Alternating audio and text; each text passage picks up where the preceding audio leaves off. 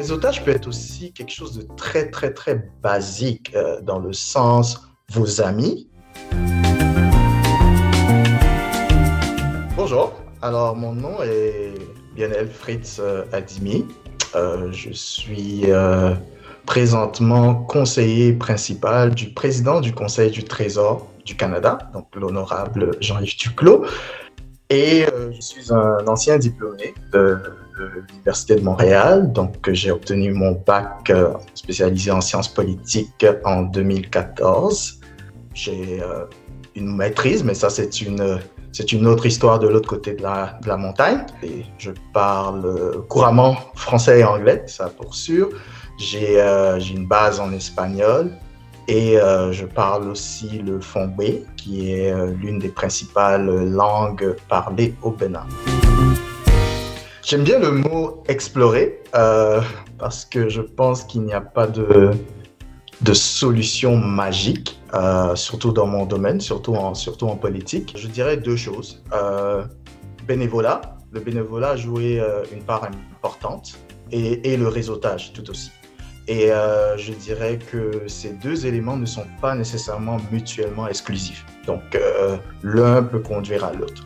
En termes de bénévolat, donc, je me suis impliqué autour de 2011-2012 au sein d'une formation politique. Et bon, en m'impliquant au sein de cette formation politique, j'ai pu participer par exemple à des campagnes électorales, j'ai pu siéger de façon bénévole sur des comités exécutifs d'associations de circonscription. Et donc cela m'a aussi permis de développer aussi un certain réseau. Donc la clé ici, je dirais, pour tout étudiant qui s'y intéresse, c'est avant, pendant, toujours. Le réseautage est trop important pour être négligé. Il y a d'autres avenues, par exemple les emplois d'été, les stages, donc à des positions un peu plus juniors, on va dire. Le dicton dit bien, et là je traduis de l'anglais, la chance, c'est lorsque l'opportunité et la préparation se rencontrent. Donc, évidemment, il faut avoir des compétences. Donc, ici, je parle de compétences analytiques, pensée critique. Il faut aussi avoir cette chance, un peu de chance. C'est sûr que la question se pose maintenant, où réseauter? Donc, je pense qu'avant de se poser la question de savoir où réseauter, il faudrait d'abord, tout individu, toute personne, tout étudiant devrait d'abord se définir son ou ses objectifs. Donc, le pourquoi va déterminer le où et le comment. Quand on pense réseautage, on pense beaucoup personne en veste en cravate ou madame en tailleur bien habillée, en train de prendre un petit verre de vin et des bouchées. Le réseautage peut être aussi quelque chose de très, très, très basique dans le sens vos amis. Donc, si vous venez d'arriver d'Amérique latine, d'Afrique, du Moyen-Orient, d'Asie, peu importe, ou d'Europe, vos amis représentent un réseau. Vos profs, vos professeurs aussi représentent un réseau. Petit conseil, la lettre de motivation, on garde ça à une page, on limite ça à une page, pas plus d'une page. Je pense qu'il faut apprendre aussi à démontrer qu'on est précis et concis. Alors, il y a plusieurs étapes pour se préparer à une entrevue.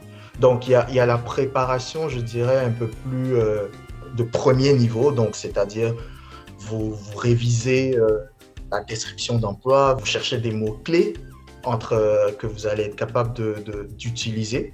Un élément important qui, je pense, échappe à beaucoup de gens, et là, je m'excuse vraiment, je vais utiliser un terme anglophone. Il faut faire ce qu'on appelle un dry run. Un dry run, c'est quoi? C'est une préparation un peu difficile pour l'ego, mais nécessaire. Donc, vous prenez 2-3 amis de confiance et vous simulez l'entrevue avec eux. Donc, ils vous arrivent avec une panoplie de questions auxquelles vous devez répondre et ils vont vous faire des commentaires. Peut-être un dernier point, aussi, c'est des fois, à vouloir bien faire ou à vouloir faire bien et vite, on ne se donne pas une marge de manœuvre assez bonne pour se préparer. Qu'est-ce que je veux dire par là? C'est on vous appelle pour une entrevue, puis on vous appelle, je ne sais pas moi, à 10 heures, puis on vous dit, est-ce que vous pourrez passer une entrevue à 14 heures? Vous voulez tellement l'opportunité que vous allez dire oui.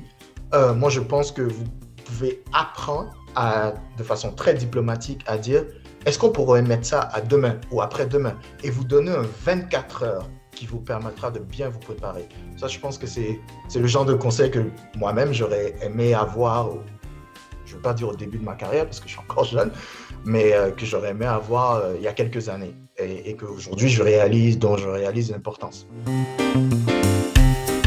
Comment est-ce que mes connaissances en sciences politiques, d'abord, est-ce qu'elles m'ont aidé et comment? Absolument, elles m'ont aidé. En termes d'aptitude, ben, par exemple, en Sciences Po, on apprend à rédiger, donc capacité rédactionnelle. Par exemple, n'oubliez pas que si vous travaillez pour un député ou un ministre, avant tout, cette personne qui est élue communique avec la population. Donc, il faut qu'il y ait une certaine capacité à pouvoir communiquer avec les gens. Je dirais aussi curiosité intellectuelle, c'est quelque chose que je pense la science politique nous enseigne. L'esprit de synthèse, ça oui, parfois c'est difficile.